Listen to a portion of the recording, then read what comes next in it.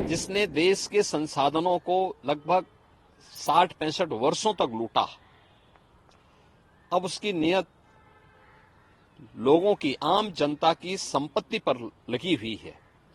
और आम जनता की संपत्ति पर लगे होने के कारण ही अब वह इस विरासत टैक्स की बात कर रहा है। देश के अंदर अलग अलग भागों में जो करोड़ों की संख्या में घुसपैठी आए हैं, रोहिंग्या आए हैं, इनके पीछे तो कांग्रेस का ही वोट बैंक की पॉलिसी है। सेम पेत्रोदा ने कांग्रेस की उसी मंशा को उजागर करने का एक प्रयास किया और उसने उसी बात को कहा है जो कांग्रेस का वास्तव में प्रयास है।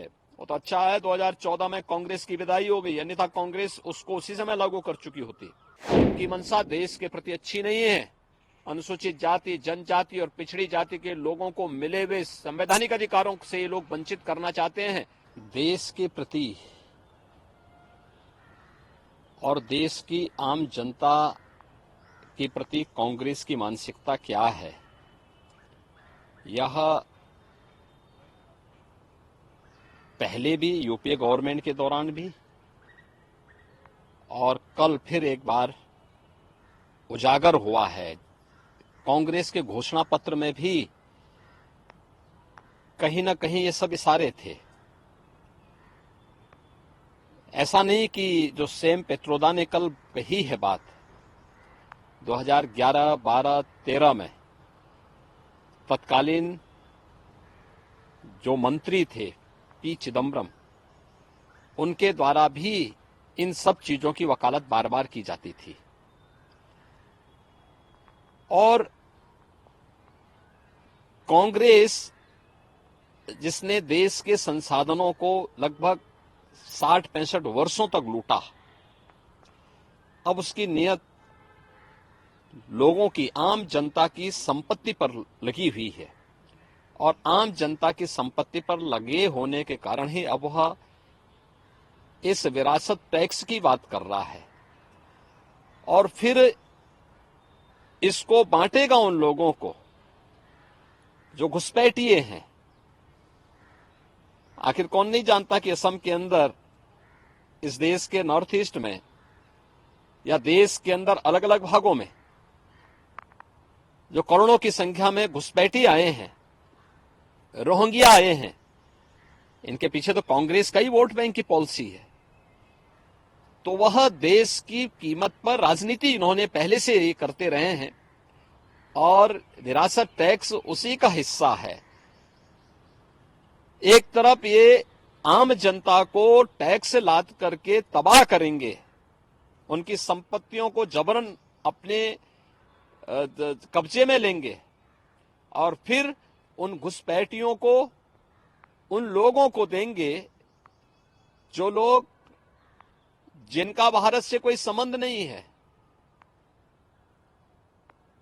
सेम पेत्रोदा ने कांग्रेस की उसी मंशा को उजागर करने का एक प्रयास किया और उसने उसी बात को कहा है जो कांग्रेस का वास्तव में प्रयास है।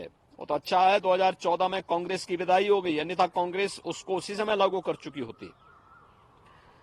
इसलिए सेम पेत्रोदा की बात वही है जो पी चिदम्बरम कह चुके हैं और इससे पहले कांग्रेस कर चुकी है।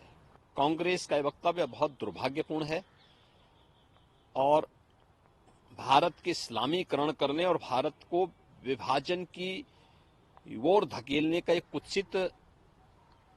कुचेष्टा का एक हिस्सा है।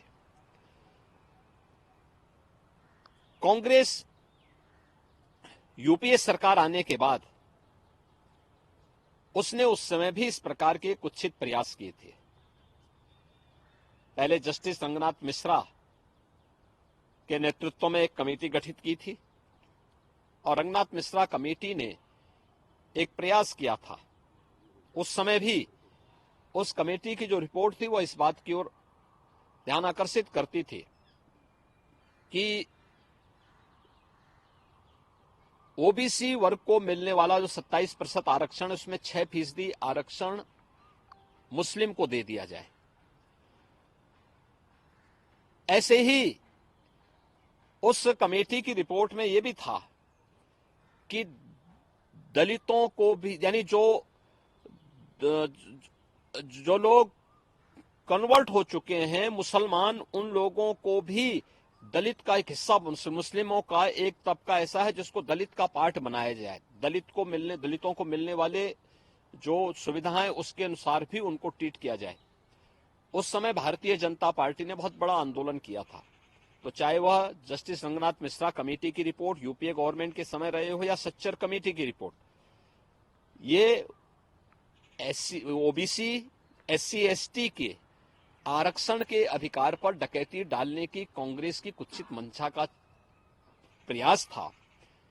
और प्रधानमंत्री मोदी जी ने जिन मुद्दों की ओर देश का ध्यान आकर्षित किया है, जिस पर उन्होंने कहा है कि ये अनुसूचित जाति, जनजाति और पिछड़ी जाति के लोगों के हकों में लोग लूट करना चाहते हैं, लूट मचाना चाहते हैं। आपने कल कांग्रेस की कर्नाटक की गवर्नमेंट के उसको देखा है जिसमें उन्होंने कहा कि साहब हम मुसलमानों को 32% आरक्षण देंगे। ये चीजें क्या है? ये सच उजागर हो रहा है। और कांग्रेस के कुछ सांसद भी सैम पेत्रोदा की बातों का समर्थन कर रहे हैं, जो सांसद पद के प्रत्याशी हैं, वे लोग समर्थन कर रहे हैं। तो ये चीजें दिखाती हैं कि इनकी मंशा देश के प्रति अच्छी नहीं है। अनुसूचित जाति, जनजाति और पिछड़ी जाति के लोगों को मिले हुए संवैधानिक अधिकारों से ये लोग वंचित करना चाहते हैं।